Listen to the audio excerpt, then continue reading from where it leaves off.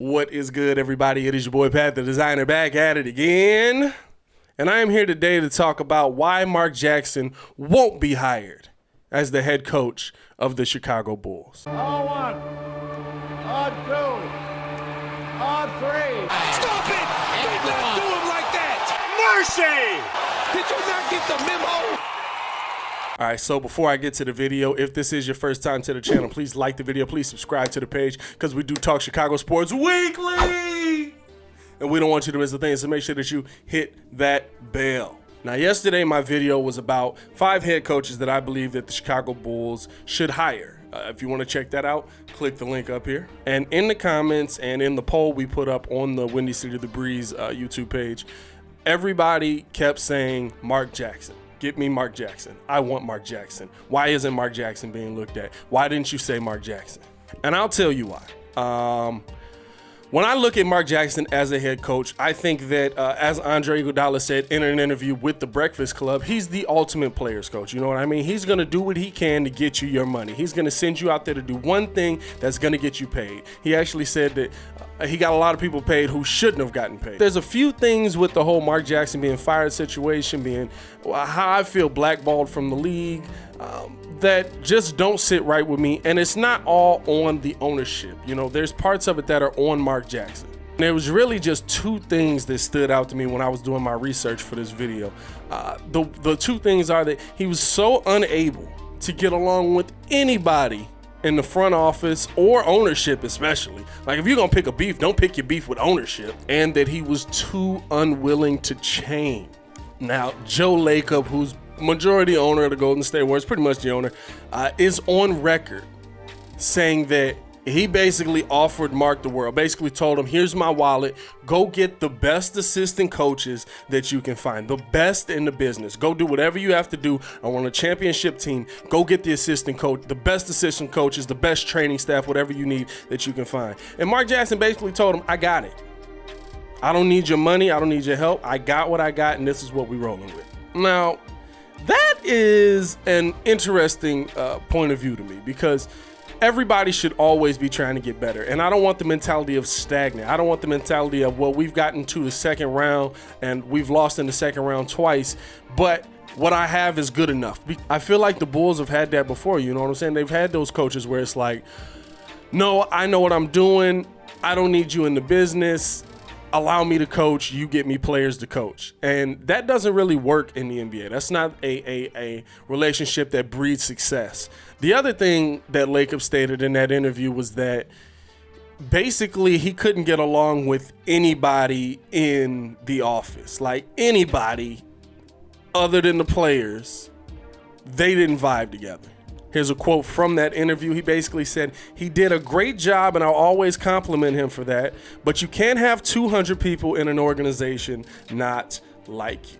Now, that is a very big strike against his character. That means that you basically rub everybody the wrong way. And when I look at the Bulls, I feel like we've had these situations before.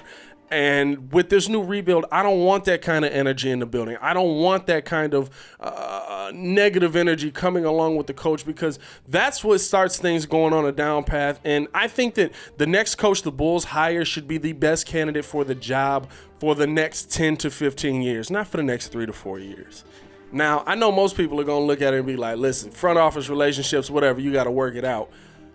But it's not just his unwillingness to change and be cordial and deal with the people in the front office that was a problem. When I looked at what he did on the court, now you can't deny that he was an amazing coach. What he did with the Warriors, they've been to the playoffs 1 time in 19 years, but while Mark Jackson had them winning and making them a top 5 defense and a top 10 offense, his unwillingness to change his scheme for his players, his unwillingness to change his system for the players that he had, the talent he had on the court, honestly ended up being one of the things that did get him fired. Before I continue with the video, let me know your thoughts on Mark Jackson. Do you still want him as the coach of the Bulls, even though he had his issues in Golden State? Do you think he can still help the Bulls win? Or are you kind of like, nah, I'd rather see somebody else in that position? Now, the most interesting thing with Mark Jackson was his unwillingness to change on the court, like I said.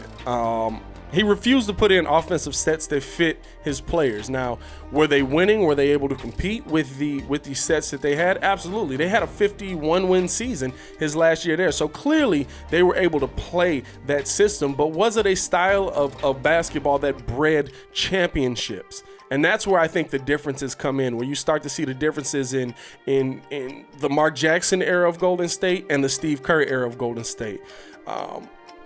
When you look at how he dealt with Steph Curry, he basically wanted Steph to be a traditional point guard. Bring the ball up, set up the offense, pass the ball around, shoot if you can, but for the most part, drive and kick. You know what I'm saying? He wanted him to be a traditional point guard. And that does not speak to... Can you imagine Steph Curry as a traditional point guard? A guy who's basically...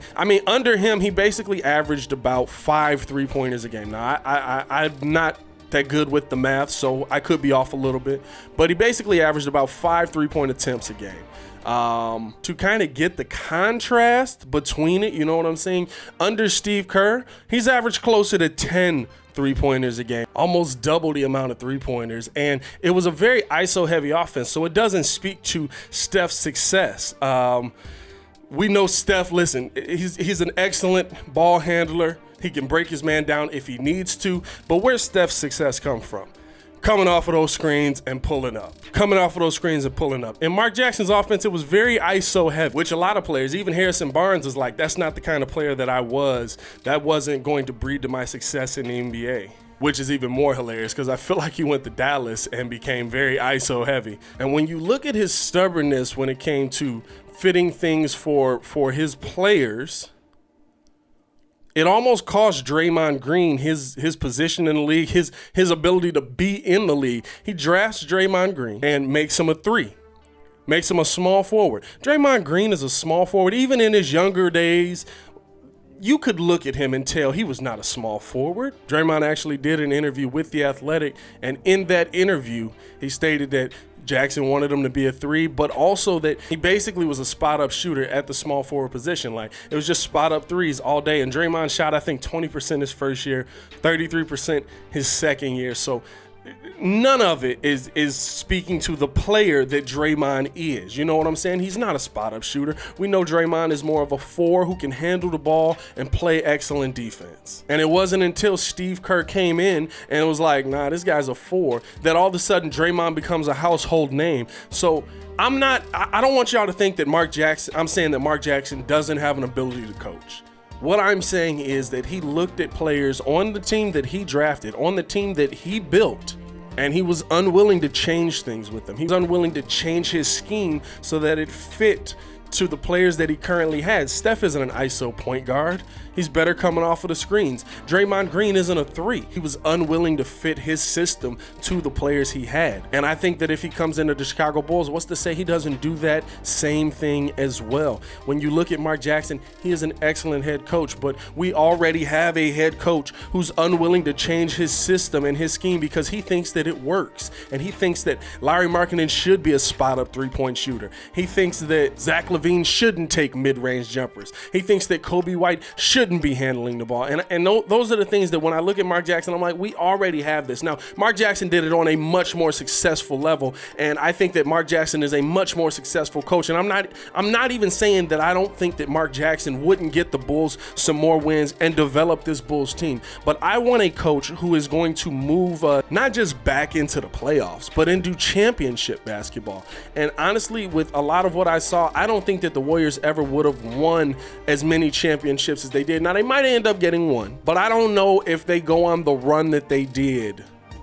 if Mark Jackson continues being the head coach of the Golden State Warriors. So for that reason, I don't think Mark Jackson will ever be the head coach of the Bulls. Now, I could see him going back to a team like the Knicks and rebuilding something like that.